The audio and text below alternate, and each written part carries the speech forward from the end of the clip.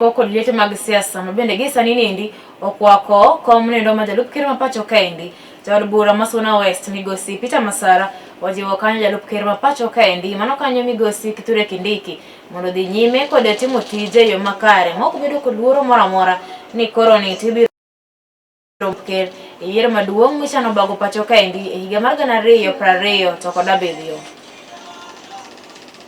Kaluwore koda ka Liet mabende donjo ne jalup jatend piny moluor Kithure Kindiki, jaod bura masuna West migosi Peter Francis Masara koro to nomedo jiwo jatelono eko ni mondo koro to nyal tiyo tije moko ng'eyo kone koda ka kocha ne mar thoth oganda oikore mar yudo chenro mag dongruok mowuok e piny wacho nogo mamalo. Deputy President with Kindiki, that do your work, talk to your people, deliver to the promises made to the people of Kenya, then your position is secured. But we are not sure of your position. There are many Kenyans who are qualified. Many Kenyans, both men and women, who can serve as the Deputy President of the Republic of Kenya. We don't lack such a characters.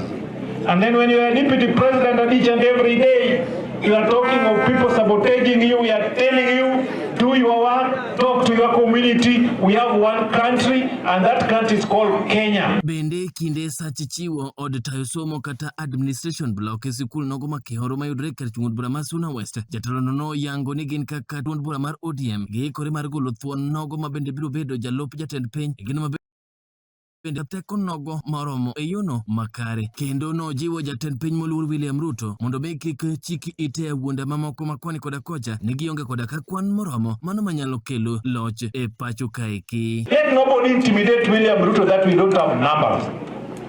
If we didn't have numbers sometimes back, many Kenyans have attained the age of majority and they are registering as Kenyans and they are getting their IDs. They are going to vote to replace those rebellious people.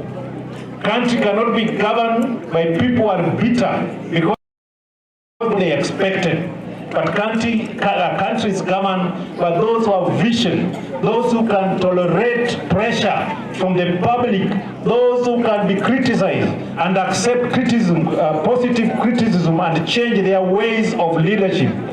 Tieko ko yango ni gin kaka tendo ODM ge kore mar chung koda ka jatend piny moluor William Ruto e yiero mare ma higa 2027 mondo mi odoge tielono mar ariyo kaluwore koda ka chenro mag dongruok bende osebedo kochwalo e pacho kaeki. Yango ni tend William Ruto osebedo ka nyago lemo gino mabende ok giminyalo gwethore gi chien kata bed nade. Community of ODM, we never voted for William Ruto, but the kind of heart he has shown us, he has given us a lot of development projects in our region to an extent we believe that if we vote him for the second time, this country is going to be one.